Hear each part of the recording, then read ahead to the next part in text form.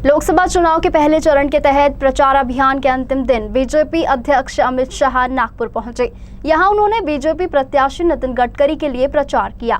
शहर के कच्ची विसा मैदान में आयोजित सभा में शाह ने कांग्रेस पार्टी के साथ महागठबंधन पर जमकर निशाना साधा। शाह ने कहा, विपक्ष का महामिलावट गठबंधन बना है, लेकिन देश को नरेंद्र मोदी के अलावा और कोई सुरक्षित नहीं रख सकता। राहुल गांधी आतंकवादियों से इलू इलू करना चाहते हैं तो करें, मगर उन्होंने हिंदुओं को आतंकवादी कहा है, इस पर माफी मांगे। नागपुर में पार्टी प्रत्याशी नितिन गडकरी की तारीफ करते हुए अमित शाह ने कहा कि गडकरी ने अपने काम से देश में शहर का नाम रोशन किया है। विकास के लिए उन्हें फिर आपको अपना सांसद बनाना है। उन्होंने कहा है कि शहर के अब तक के सांसदों के काम और गडकरी के कामों की तुलना करते हुए कोई बच्चा भी बता देगा कि सबसे बेहतर काम आपके सांसद का ही है। बीजेपी अध्यक्ष अमित शाह ने मंगलवार को नागपुर से पार्टी प्रत्याशी नितिन गडकरी के लिए चुनाव प्रचार किया। शहर के कच्ची विसा मैदान में आयोजित सभा को संबोधित करते हुए शाह ने केंद्रीय मंत्री नितिन गडकरी की तारीफ करते हुए कहा कि गडकरी ने अपने काम की बदौलत भारत में शहर का नाम रोशन किया है। आज से पहले आपके शहर के रहे पूर्व सांसदों के कामों और सिर्फ गडकरी के काम का आकलन कर कोई बच्चा भी बता सकता है कि गडकरी ने बेहतर काम किया है। मैं कहना चाहता हूं कांग्रेस पार्टी, आपके जितने भी सांसद रहे हैं, इसकी विकास की सूची एक बार ला दीजिए और हमारे गडकरी साहब का 5 साल का विकास ले लीजिए। हमारा कोई बच्चा भी साबित कर देगा कि विकास के मामले में आगे। अमित शाह ने जनता से आह्वान करते हुए देश में मजबूत सरकार के लिए फिर एक बार नरेंद्र मोदी को प्रधानमंत्री बनाने की अपील की।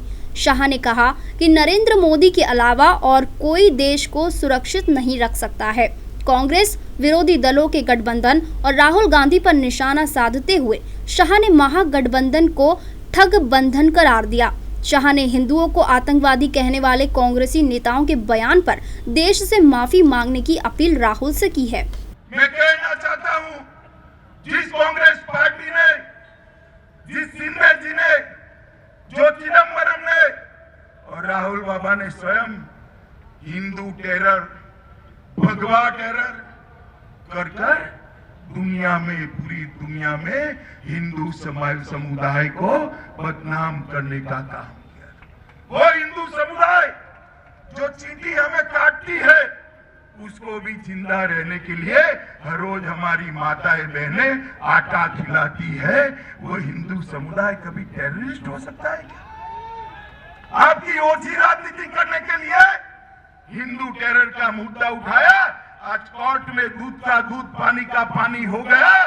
कोर्ट ने कहा हिंदू टेरर जैसी कोई बात नहीं है, ये राजनीतिक षड्यंत्र था। मैं नागपुर की भूमि पर से राहुल गांधी से जवाब मांगना चाहता हूं कि पूरी दुनिया में आपने हिंदू समुदाय को बदनाम किया है। आपको चाहिए चुनाव के पहले समस्त देश के हिंदू समुदाय की आप माफी मांगनी चाहिए, माफी मांगनी। शाह ने जनता के समक्ष केंद्र और राज्य सरकारों के कामों को भी गिनाया। उन्होंने कहा कि देश में नक्सलवाद, आतंकवाद पर हमारी सरकार ने प्रभावी काम किया है। राहुल गांधी पाकिस्तान से भले ही इलू इलू करना चाहते हो, लेकिन हम ऐसा नहीं कर सकते। सीमा पार से अगर गोली चलेगी तो हमारी तरफ से तोप से उसका जवाब दिया जाएगा। वर्तमान में देश में 2 खेमा बना हुआ है। एक खेमा महामिलावट गठबंधन का है, जिसका प्रधानमंत्री कौन होगा ये किसी को पता ही नहीं है। विदर्भ में 11 तारीख को होने वाले मतदान से नरेंद्र मोदी की नई सरकार की नींव पड़ेगी। शाह ने अपनी सरकार का आगामी सरकार के लिए एजेंडा स्पष्ट करते हुए कश्मीरी नीति पर अपने घोषणा पत्र में कही बात पर अमल करने का वादा किया। अभी एनसी के एक प्रत्याशी पाकिस्तान जिंदाबाद के नारे लगाए। कांग्रेस पार्टी चुप है।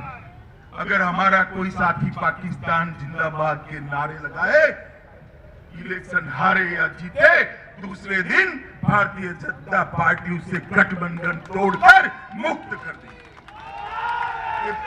उमर अब्दुल्ला कहते हैं, ये उमर अब्दुल्ला कहते हैं कि कश्मीर के अंदर अलग प्रधानमंत्री चाहिए। क्यों भाई?